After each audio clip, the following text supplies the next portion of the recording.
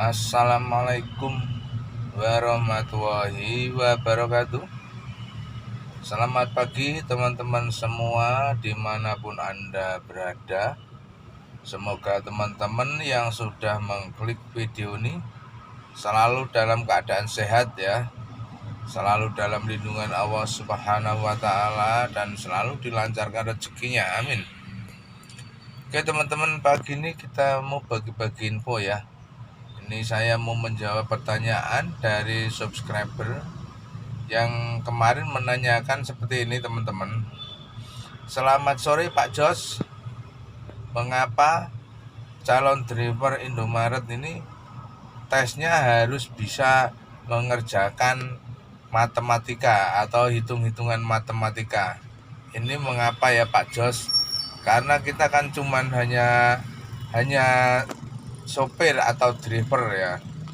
Jadi oke ya teman-teman ya, ini saya jawab langsung ya. Memang ini kayaknya ini teman kita ini cukup jeli ya dalam menyikapi ya tes-tes yang diadakan oleh Indomaret ini.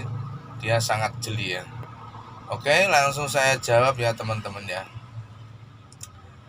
Jadi begini teman-teman, driver di Indomaret itu tentu dihadapkan pada berbagai macam persoalan ya.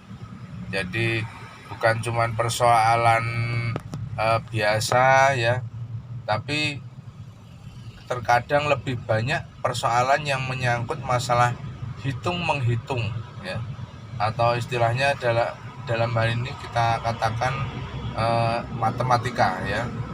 Jadi persoalan hitung-menghitung ini lebih banyak dialami ya oleh driver Indomaret ya. Oleh karena itu driver Indomaret wajib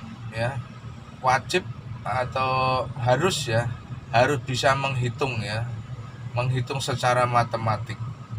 Karena kalau driver Indomaret itu tidak bisa menghitung secara matematik atau menghitung secara matematika, maka driver Indomaret ini akan mudah ya dibohongi ya oleh siapapun ya. Orang yang berada di dekat kita ya, mungkin ya kalau kita pas mengirim barang ya, partner kita siapa ya, kita akan mudah dibohongi kalau kita tidak bisa menghitung secara matematik. Saya akan memberikan contoh hitung-hitung secara matematik. Misalnya kita pada suatu ketika kita mengirim barang berupa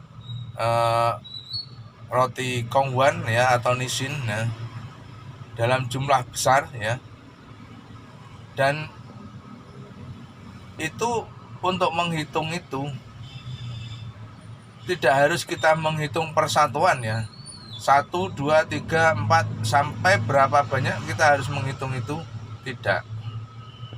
Tetapi secara matematik kita harus bisa menghitung dalam bentuk bangun ya. Jadi tumpukan roti kongguan atau nisin ya yang kita tumpuk dalam bentuk bangun ya.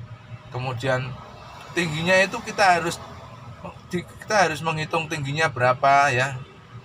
Tingginya itu jumlahnya berapa, kemudian panjangnya jumlahnya berapa ya, kemudian lebarnya jumlahnya berapa. Nah, kita dengan menghitung bangun seperti itu, tinggi kali panjang kali lebar, maka kita akan tahu ya berapa jumlah roti kongguan yang berada di dalam tumpukan itu, maka kita akan tahu tanpa kita harus menghitung persatuan ya. Jadi 1 sampai berapa enggak perlu kita menghitung seperti itu.